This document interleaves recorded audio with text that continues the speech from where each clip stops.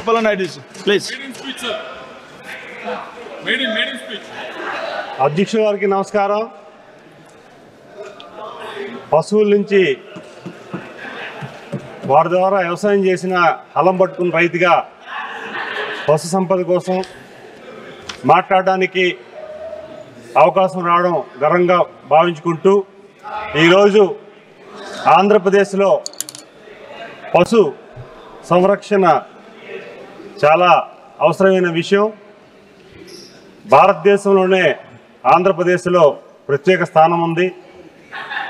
ఈరోజు పాల ఉత్పత్తి కానీ అలాగే పశు సంరక్షణ విషయంలో కానీ చాలా బాధ్యత ఉంది.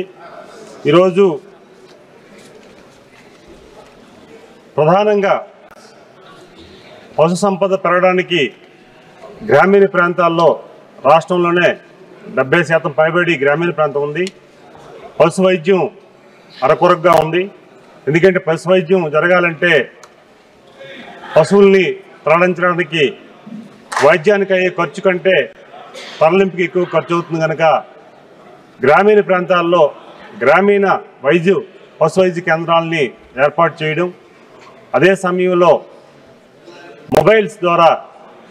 మొబైల్ వ్యాన్ల ద్వారా గ్రామీణ ప్రాంతాలకు వెళ్ళి పశు వైద్యాన్ని చేయవలసిన అవసరం ఉందని మీ దృష్టి తీసుకొస్తున్నాం.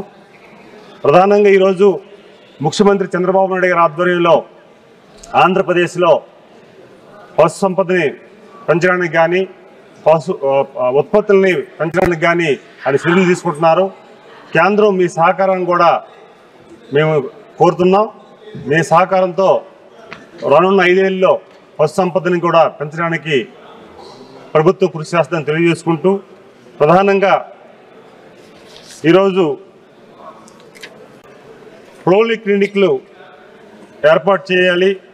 అలాగే గతంలో మైనింగ్ ఎక్కువ జరిగింది కనుక 5 ఏళ్ళలో పశు సంబంధించి మేతకి ఏదైతే ఉందో అదంతా కూడా ఇబ్బంది అవుతుంది.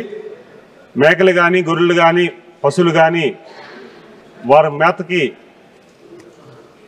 ఆటంకం కలిగింది కనుక వాటికి సంబంధించి పశుగ్రాస్ పెరగడానికి మాకు సబ్సిడీ ద్వారా కొన్ని పథకాలు ఇవ్వాలని మీ ద్వారా తెలియజేసుకుంటున్నాం. అలాగే గతంలో కూడా 2014 నుంచి 19 వరకు అప్పటి ముఖ్యమంత్రి చంద్రబాబు నాయుడు గారు ప్రత్యేక శ్రద్ధ తీసుకొని పశు వైద్యానికి చాలా మెరుగుగా నిధులు కేటాయించి కార్యక్రమాన్ని చేసి సహకరించారు. అలాగే ఈ సంవత్సరం కూడా ఈ 5 ఏళ్ళు కూడా అదే దృష్టితో వారు ఉన్నారు కనుక మీ నుంచి కేంద్ర మంత్రివర్గ గారికి మేము కోరుకున్నది ఒకటే, ఆంధ్రప్రదేశ్లో పశు సంపద కోసం మెరుగు కోసం చర్యలు తీసుకోవాలని మీ ద్వారా కోరుకుంటున్నాం. అలాగే మత్స్య సంపదని కోసం కూడా మాట్లాడాలి. భారతదేశంలోనే గుజరాత్ తర్వాత సుదీర సముద్ర తీరం ఆంధ్రప్రదేశ్లో ఉంది. దాదాపు 1000 కిలోమీటర్ల వరకు సముద్ర తీరం ఉంది. మత్స్యకారులు మత్స్య సంపద కోసం చాలా ఇబ్బందులు ఉన్నాయి. వారు వలస కూడా ఎక్కువగా ఇతర ప్రాంతాలకు వెళ్తున్నారు. ప్రధానంగా మత్స్య సంపదని కాపాడుకోవాల్సిన అవసరం ఉంది. మినీ జట్టీలు కావాలి, పోర్టుల నిర్మాణం జరగాలి. అదే సమయంలో మత్స్యకారులు వేటకి వెళ్ళేటప్పుడు వారికి సూచనలు సలహాలు ఇవ్వాల్సిన అవసరం ఉంది. వారికి 50 సంవత్సరాలకే 45-50 సంవత్సరాలకే వారు వేటం చేసేటప్పుడు కూడా వారికి కొన్ని ఇబ్బందులు ఉన్నాయి. వారికి దృష్టి కూడా మందగిస్తుంది, వారికి కనిపించట్లేదు. దాని ప్రకారంగా వారికి కూడా వైద్య శిబిరాలు ఏర్పాటు చేసి వారికి కూడా చేయాలని కోరుకుంటున్నాం. అలాగే మత్స్య సంపదని పెంచడానికి ప్రభుత్వం నుంచి కొన్ని సహకరించాలని కోరుకుంటున్నాం. అలాగే ప్రధానంగా ఇతర ప్రాంతాలను వలసకెళ్ళేటప్పుడు వారు సముద్రంలో వేటకెళ్ళేటప్పుడు వారు చనిపోతున్నారు.